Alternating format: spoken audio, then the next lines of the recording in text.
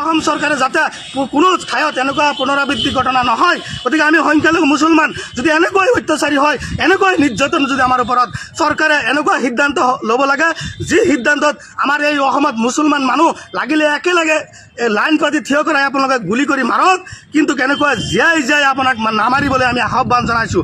আপোনাৰ যদি সহ্য নহয় মুখ্যমন্ত্ৰী ডাঙৰীয়া, আপোনাৰ যদি সঁচা অৰ্থত আমাৰ এই নিৰহৰ দৰিদ্ৰ কৃষকসকলৰ ওপৰত যদি আমি জীয়াই থকাৰ কাৰণে যদি আপোনাৰ সহ্য নহয়, আপুনি লাইন পাতি একেলগে গোট খুৱাই আপুনি আৰক্ষীৰ জৰিয়তে গুলি কৰি মাৰক, আমাৰ সহ্য হ'ব। কিন্তু এনেকুৱা যদি হঠাৎকামী সিদ্ধান্ত লৈ আপুনি নিৰহৰ মানুহৰ ওপৰত গুলি চালাই হত্যা কৰে, এই কথাটো আমি সংখ্যালঘু সংগ্ৰাম পৰিষদে সহ্য নকৰোঁ।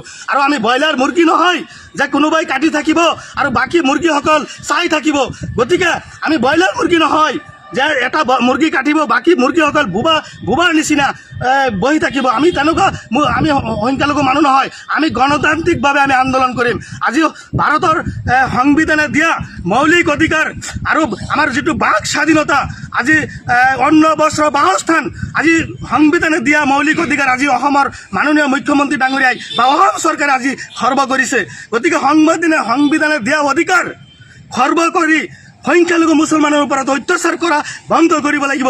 অন্যথাই আমি সংখ্যালঘু সংগ্ৰাম পৰিষদে আমাৰ সংখ্যালঘু মুছলমানক লৈ আমি ৰাজপথত গণতান্ত্ৰিকভাৱে আন্দোলন কৰিম। আৰু ইতিমধ্যে আমি অহা 7 তাৰিখে আমি দিল্লী কপাম এই মুখ্যমন্ত্ৰীৰ যিটো স্বৈৰাচাৰী শাসন আৰু এই যিটো অত্যাচাৰ আৰু বিভিন্ন ধৰণৰ মানসিক শাৰীৰিকভাৱে অত্যাচাৰ কৰা যিটো পৰিকল্পনা, এই পৰিকল্পনা নিহা কৰাৰ কাৰণে আৰু দিল্লী নেতৃত্বত জনোৱাৰ কাৰণে ইতিমধ্যে আমি এটা সিদ্ধান্ত লৈছোঁ যে সংখ্যালঘু সংগ্ৰাম পৰিষদে হাজাৰ হাজাৰ প্ৰতিবাদকাৰী লৈ আমি ৰাজপথ কপাবলৈ আমি বাধ্য হ'ম। তাৰ উপৰিও আমি আন্তঃৰাষ্ট্ৰীয়ভাৱে এই যে অসমৰ যিখিনি অত্যাচাৰ চলি আছে, আমাৰ বিশেষকৈ সংখ্যালঘু মুছলমানৰ ওপৰত যে পৰিকল্পিতভাৱে মুখ্যমন্ত্ৰী ডাঙৰীয়াই যে আমাৰ ওপৰত অত্যাচাৰ চলাইছে, আমি জীয়াই থাকিবলৈ আমাক সুবিধা কোনো দিয়া নাই। আমি বসবাস কৰি থকাত আমাৰ কোনো ধৰণৰ চৰকাৰে সুবিধা দিয়া নাই, চৰকাৰী সুবিধাৰ পৰা আমাৰ বঞ্চিত কৰিছে।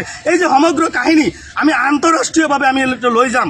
ইতিমধ্যে চন্দ্ৰবাবু নাইডু আৰু নীতিশ কুমাৰৰ ওচৰত আমি যোৱাৰ প্ৰস্তুতি চলাইছোঁ যে কেন্দ্ৰীয় নেতৃত্বত যাতে হেঁচা দিয়ে, মুখ্যমন্ত্ৰী ডাঙৰীয়াক যাতে হেঁচা দিয়ে, এই অসমৰ নিৰ্যাতন যাতে বন্ধ হয়। গতিকে মুখ্যমন্ত্ৰী ডাঙৰীয়াক আমি আহ্বান জনাইছোঁ যে আমাক অন্তত জীয়াই থাকিব দিয়ক।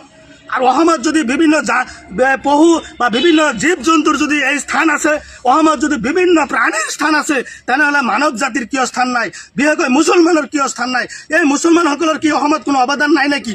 অসম আন্দোলনত কি মুছলমান মৃত্যু হোৱা নাই নেকি? অসম আগবাঢ়ি লৈ যোৱাৰ ক্ষেত্ৰত আৰ্থিকভাৱে সচ্ছল কৰাৰ বহল কৰাৰ ক্ষেত্ৰত কি আমাৰ মুছলমান মানুহৰ কোনো অৱদান নাই নেকি? মুখ্যমন্ত্ৰী ডাঙৰীয়াই পাহৰি যাব নালাগে, অসমখন আগুৱাই লৈ যোৱাৰ ক্ষেত্ৰত, ভাষা আন্দোলনৰ ক্ষেত্ৰত, অসমীয়া অস্তিত্ব জীয়াই ৰখাৰ ক্ষেত্ৰত মুছলমান সমাজৰ কিন্তু অৰিহণা আছে, সংখ্যালঘু মুছলমান মানুহৰ কিন্তু যথেষ্ট অৰিহণা আছে। গতিকে মুখ্যমন্ত্ৰী ডাঙৰীয়াক আমি পুনৰ বিবেচনা কৰিবলৈ আমি আহ্বান জনাইছোঁ, সংখ্যালঘু মুছলমানৰ ওপৰত অত্যাচাৰ বন্ধ কৰক, অন্যথাই মুখ্যমন্ত্ৰী ডাঙৰীয়াক আমি সকীয়াই দিছোঁ। পৰৱৰ্তী সময়ত অসমৰ পৰিস্থিতি যদি ভয়াৱহ, তেনেহ'লে যদি আইন শৃংখলা অৱনতি ঘটে, ইয়াৰ দায়ী হ'ব মুখ্যমন্ত্ৰী ডাঙৰীয়া আৰু গৃহ বিভাগ। গতিকে আৰু তাৰ লগতেও যিসকল ব্যক্তি মৃত্যু হৈছে তেওঁলোকৰ ক্ষতিপূৰণ আমি দাবী কৰিছোঁ। আৰু লগতে যিসকল আৰক্ষী ইতিমধ্যে আহত হৈছে তেওঁলোকৰ আশু আৰোগ্য আমি কামনা কৰিছোঁ। আৰু পুনৰ কোনো ঠাইত যাতে এনেকুৱা ঘটনা সংঘটিত নহয় তাৰ বাবেও আমি মুখ্যমন্ত্ৰী ডাঙৰীয়াক আমি সকীয়াই দিছোঁ।